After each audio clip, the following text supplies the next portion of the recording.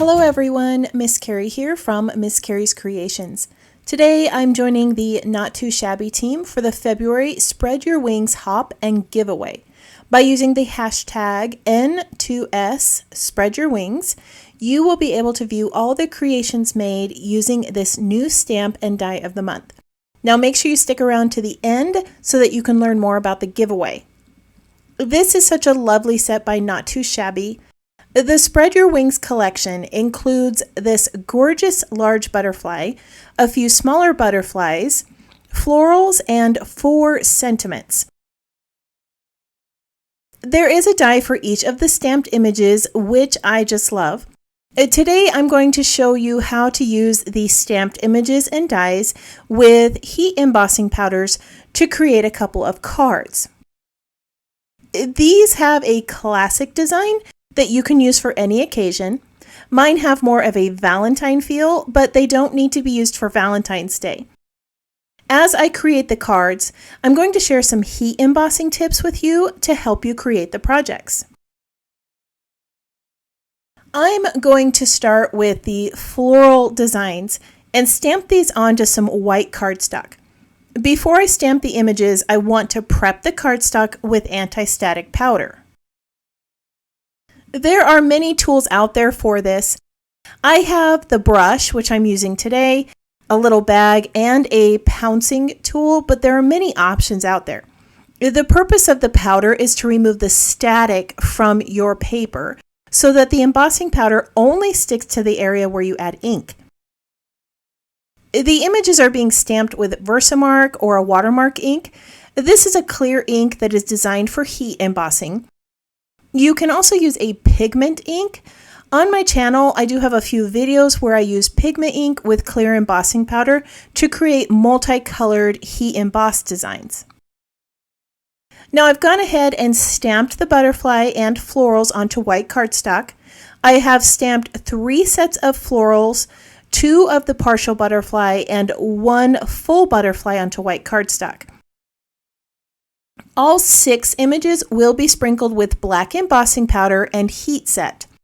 I'm just going to show the process for the floral images. I prefer to use ultra-fine embossing powder because it shows the details of the stamped images.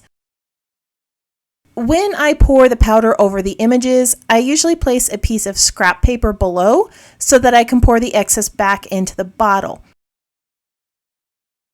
You will need a heat tool that gets hot enough to melt the plastic pieces in the embossing powder. I like to apply the heat from underneath the project. This prevents the powder from being disturbed by the air blowing across the image and helps you see where the heat embossing powder is melting and setting. Try your best not to overheat the powder. It will take a minute to melt, but once it does, you want to move on to another part of the image. Overheating the powder will cause those fine details to start to run together, and it creates a flatter design. You'll know that the embossing powder is set when it raises slightly and becomes shiny. While I finish heat setting this, I would love it if you tap that subscribe button and let me know in the comments that you are new here so that I can welcome you. If you followed me for a while, let me know that you enjoyed this tutorial by clicking that thumbs up, and let me know if you learned something new today. I'm also going to stamp a sentiment onto black cardstock. I like to stamp my sentiments 2 or 3 times just to make sure I get one that turns out well. Now this isn't no fault of the stamp, I'm just heavy-handed when I press on my stamping platform, and I always struggle with getting long script sentiments to stamp well from any company. The sentiment is going to be sprinkled with white embossing powder. Again, I'm just going to pour this over the sentiment, then heat set it with my heat tool. For my final pieces, I'm going to heat emboss on vellum. Now this can be a little bit tricky, so I'm going to share a few tips with you. First of all, make sure that you're using a thicker vellum. I like to use 40 pound or higher because it holds up to the heat. Make sure that the vellum is secured in your stamping platform and that you prep it well with the anti-static powder. I have to stamp my images a few times with watermark ink because I find that vellum absorbs that first layer of ink. I am going to stamp 3 of the floral images for my project. After I've stamped those, I'm going to pour some white embossing powder over the design and heat set it. Again, I am using an ultra fine powder so that all the lovely details of these florals show. When you heat the vellum, you do have to work quickly and cautiously. Some vellum will burn if you get too close to the paper. And due to the thin nature of vellum, that embossing powder is going to melt quickly.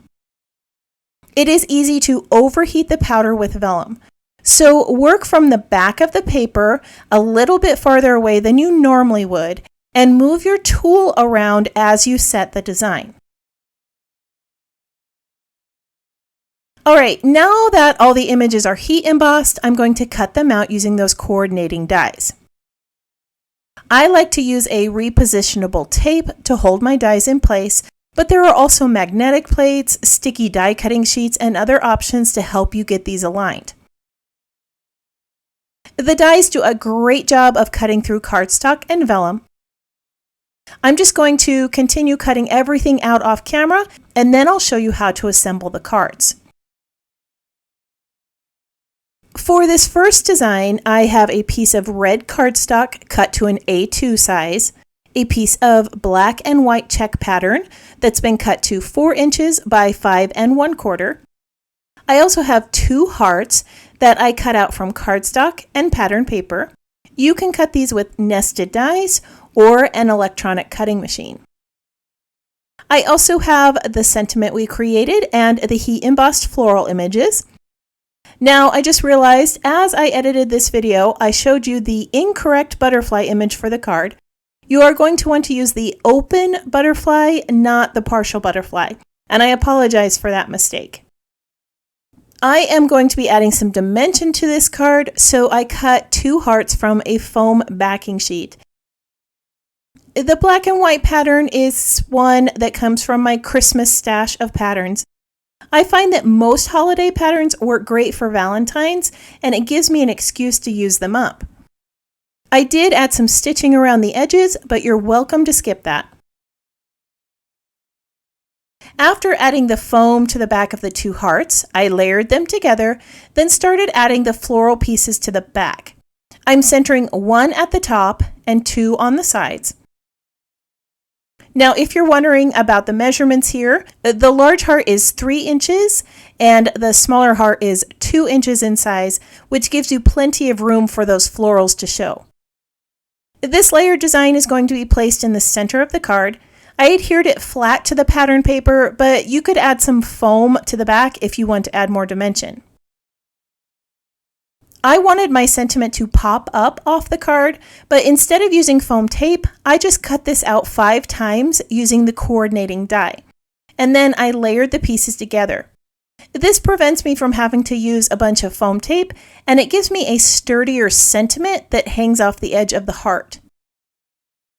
Above the sentiment, I am placing the butterfly image. Again, this is going to sit flat on the card, but feel free to add some foam tape or tuck some thread or twine behind it. Alright, I'm going to attach this to a card base and finish it off camera so that we can move on to the second design. For this card, I have a piece of black cardstock cut to fit an A2 card base and a piece of pattern paper that's been cut to 4 inches by 5 1/4. Off camera, I stamped that larger butterfly sentiment onto a heart, and then I heat embossed it in white. This sentiment fits perfectly onto a 3-inch heart die cut. I also have those 3 vellum florals that we created, and I'm going to layer those behind the heart. The pattern paper piece does have some stitching details around the edge, but you could use a stitched die, a pen, or skip this if you wish.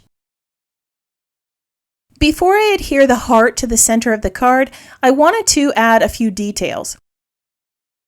I'm using a white gel pen to add doodles around the edges. I could have added some stitching, but I can't sew a straight line to save my life, so I opted for hand-drawn lines. Once the doodles were complete, I added an adhesive foam heart to the back, attached the 3 vellum florals, and adhered this to the center of the card. Now, at this point, I realized that I was forgetting something. Can you guess what it was? Yep, those partial butterflies that we heat embossed. I layered 2 of these in the upper left corner of the heart. I wanted to give them a little bit more of a 3-dimensional look, so I added some foam tape in between them. The final touch is some twine along the base of the card. I'm going to wrap this around 3 times, then tack it in place with clear tape. Because this is going to add a little bulk to the card, I'll be using some foam between this layer and the card base to even out the dimension that the twine creates. All right, let's go ahead and take a look at the 2 cards we created today. These have a very classic black, red, and white design, but you can create them using just about any color palette. I think pinks, blues, or neutral tones would be fabulous. These are very similar in design with the floral hearts in the center, but by changing the sentiment and location of the butterflies, I was able to create 2 unique card layouts. As you can see, I did add some enamel dots to each of these. The first one has 5 black dots going diagonally across the card, and the second one has the same pattern but in white. Now all I have to do is stamp some sentiments on the inside and send these off to someone who needs a little love. I hope that all the projects created by the design team inspire you today. Don't forget to sign up for the giveaway. The prize is a $25 gift card to the Not2Shabby shop. Information about how to take part in the giveaway and that sign-up link can be found in the description below, along with the list of supplies I used on this project. I want to thank you for joining me for another paper crafting project. I hope this inspired you to try something new. If you have any questions, feel free to leave me a comment. I hope that you have a wonderful week, and I can't wait to see what you create.